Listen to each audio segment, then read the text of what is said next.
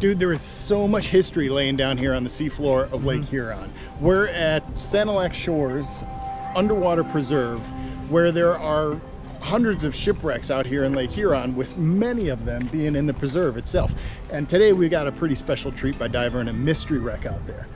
Yeah, this wreck sits in about 90 feet of water. It looks like an old wooden schooner. It looks like it used to have 2 masts, and we are pretty sure that it sank because another boat actually ran into its bow and sunk it there. Yeah, it definitely looks like something hit it for sure. Man, let's go take a look at our dive. Yeah. We're super excited to have the opportunity to dive this wreck because, as we understand it, the wreck was recently discovered in 2017 by 2 men, Rick Ball and Wayne McCarty, and will be one of the few people to have ever seen it. But what's truly exciting is that it's only recently been identified. So stick with us through the end of the video to learn the story behind this mystery shipwreck. The wreck site is only a few miles to the northeast of Port Sanilac, and is south of another Great Lakes schooner, the A.B. Williams, which sunk in 1864. If you haven't seen our video on the A.B. Williams yet, make sure to check it out after this one. Today, we're diving with double action dive charters and anchor-based scuba.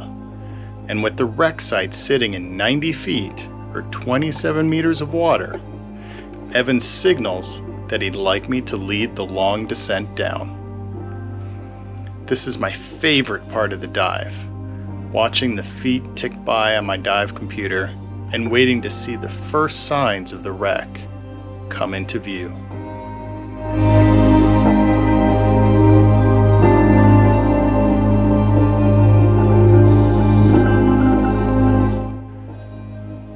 From our dive briefing, we know we've tied off on the ship's windlass that was used to raise and lower the anchor at the bow of the ship.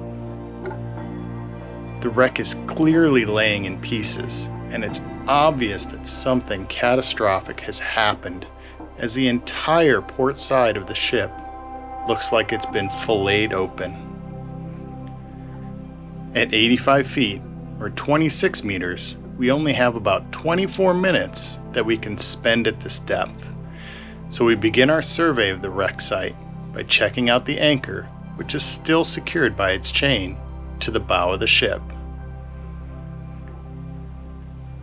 Moving down the port side that has been torn away from the hull, it clearly looks like a wooden schooner that was built in the late 1800s. It takes some imagination, but this side of the ship used to be vertical.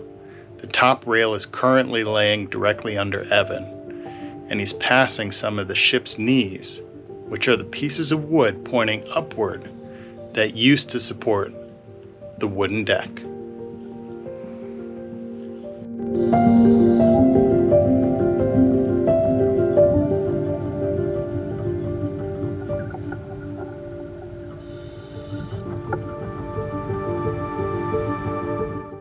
During our dive briefing, we learned the wreck is thought to be a vessel called the Storm Spirit, which was sunk by collision on August 1st, 1864. The Storm Spirit was upbound on the lake with a full load of coal. When around 10 o'clock at night, she was struck by the bark City of Milwaukee.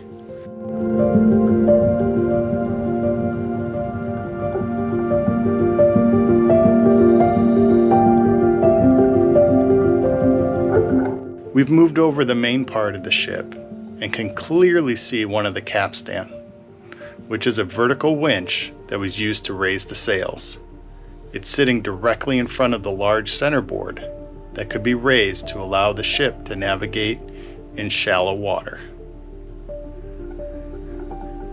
Moving along where the port side of the ship used to be, it's easy to see the catastrophic damage the larger vessel, the City of Milwaukee, instantly inflicted on the smaller 117-foot two-masted schooner. The City of Milwaukee, however, also took a beating during the collision. She stayed afloat, but had severe damage to her stern as well as some of her forward sails and rigging, and was taking on water. Swimming around the stern of the ship, we can see that even the rudder of the Storm Spirit is gone, and that all that remains is the post it was attached to. With our bottom time running low, we turn back down the starboard side of the ship towards the mooring line. Passing the rear hatch combing, which was a raised border around the edge of the hatch that prevented water from entering, we swim back past the centerboard and think about what a frightening and frantic night it must have been for both the crew of the Storm Spirit and the city of Milwaukee. Although everyone on board the Storm Spirit was rescued and taken aboard the city of Milwaukee, it must have been a race to survive when these two Great Lakes sailing ships collided in the night. Check out our playlist next on diving Sanilac Shore's underwater preserve, including our video on the A.B. Williams, another Great Lakes schooner with a story to tell. Thanks for watching, and if you haven't yet subscribed, hit that subscribe button so that you never miss a dive. And we will see you next time underwater.